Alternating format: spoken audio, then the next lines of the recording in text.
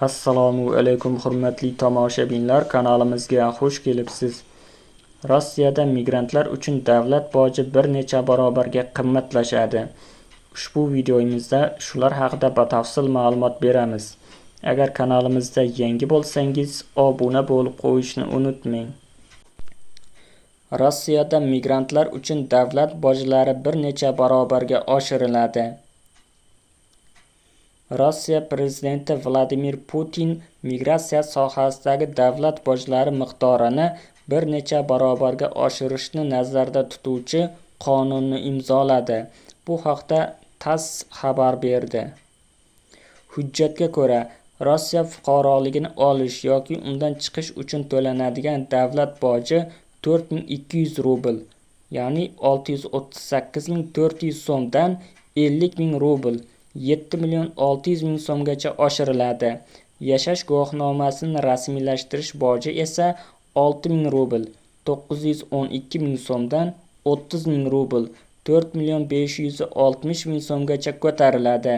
Shuningdek, yashash guvohnomasini almashtirish uchun 6.000 rubl, 912.000 so'm, vaqtinchalik yashash guvohnomasi yo'qolgan, shikastlangan yoki shaxsni tasdiqlovchi hujjat almashtirilgan taqdirda yangi hujjat rasmiylashtirish uchun 5.000 rubl, 760.000 so'm to'lanadi. Rossiyaga kirish uchun taklifnoma rasmiylashtirish boji har bir taklif etilgan shaxs uchun 960 rubl, 145.920 so'mdan 8.000 rubl, 1.216.000 so'mgacha oshiriladi. Rossiyaga kirish va undan chiqish vizasi uchun davlat boji 1.200 rubl, 182.400 so'mdan 2.000 rubl, 304.000 so'mgacha. Ko'p martalik viza uchun esa 1.920 rubl, 291.840 so'mdan 6.000 rubl, 912.000 so'mgacha ko'tariladi. Vaqtinchalik yashash ruxsatnomasini rasmiylashtirish boji 1.920 rubl, 291.840 so'mdan 15.000 rubl, 2.280.000 so'mgacha. Ta'lim olish maqsadida kirish vizasi uchun esa 8.000 rubl, 1.216.000 so'm etib belgilandi. Chet ellik ishchilarni jalb qilish uchun ruxsatnoma boji ham 12.000 rubl, 1.824.000 so'mdan 15.000 rubl, 2.280.000 so'mgacha oshiriladi.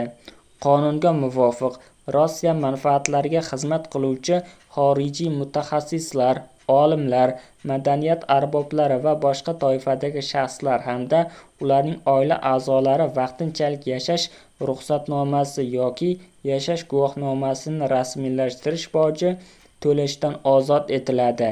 Bundan tashqari, sobiq SSR fuqarolari xorijdan Rossiyaga ko'chib kelishni qo'llab-quvvatlash davlat dasturi ishtirokchilari va ularning oila a'zolari, shuningdek, Ukrainadagi urush davrida kamida 1 yil muddatga Rossiya armiyasi bilan shartnoma tuzgan xorijliklar va ularning oila a'zolari ham ayrim davlat bojlaridan ozod qilinadi. Qonun rasmiy e'lon qilinganidan 1 oy o'tib kuchga kiradi. Adolatli Rossiya partiyasi yetakchisi Sergey Mironov migrantlarning xalqaro pul o'tkazmalari uchun 3% komissiya undirishni taklif qilgandi. Partiya deputatlari ushbu tashabbusni qonun loyihasi sifatida Davlat dumasiga kiritgan. Manba daryo.uz sayti.